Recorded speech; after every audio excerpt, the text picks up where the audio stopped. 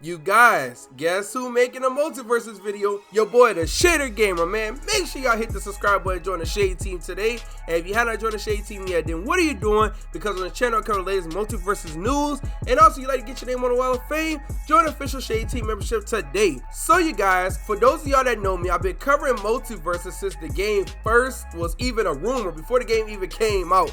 So I've been making videos about this game, talking about the game, and I was able to make a name for myself within the community. Now you got some bigger YouTubers that did try this game and play this game, and one of them being Cr1tikal, who is also known as Penguin Zero. He's a content creator that I watch from time to time. I don't know if he's gonna ever watch this video, but I do know that he went ahead and talked about Multiversus, so I said, you know what, this would be a good video to make. And by the way, for them haters that be like, oh, you're only doing this for views, well, guess what, I am. There you go, haha. But now, all jokes aside though, I really want to talk about this because he brought something up that I think is like kind of like the general opinion when it comes to Multiversus, but I feel like there's one part of it that I say casuals, because he's probably a casual when it comes to the game, because he did make like 2 videos on the game, but he do strike me more as a casual that don't really, you know, look into the game as much as, you know, we do or whatever, or like myself, you know, to really understand what was going on. But this is what he said, which he did make a great point, but there was one thing I want to point out that, you know, yeah, I don't expect casuals to really understand, but this is what he said. Will you be playing Multiversus when it drops again? Probably, but I really hope they actually add things to it this time instead of just let it stagnate and die like last time, because I think it's a fun game that they just didn't do enough with.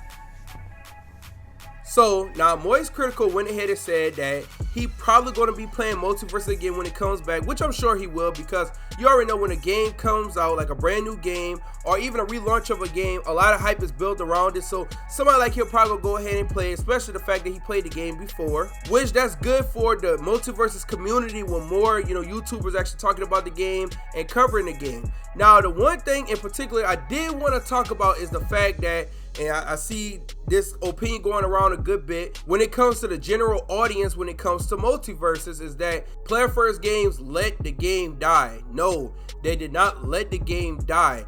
They didn't have the resources or even a big enough team to keep up with the demand for the game like they was expecting to. You have to think about this. They only had about 6 to 7 people actually working on the game.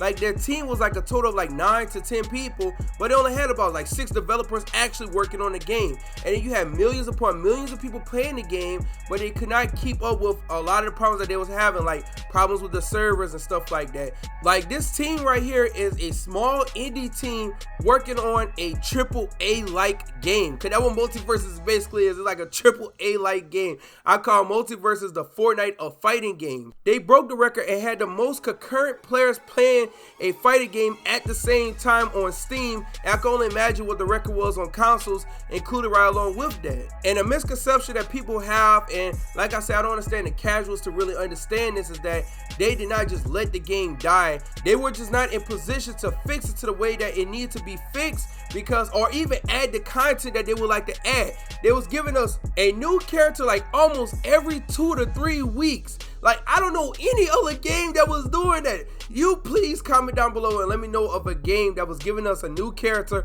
almost every 2 to 3 weeks. This is the only game that I know that was doing that. And do I see them going back to that? Probably not. They probably gonna go ahead and do it like once a month and all like that, which that's cool, you know, consistent content and all like that. But I'm definitely sure on what Cr1tikal said, he said that he hoped that happens, will happen, is that we're gonna get a lot more content for this game going around, because guess what?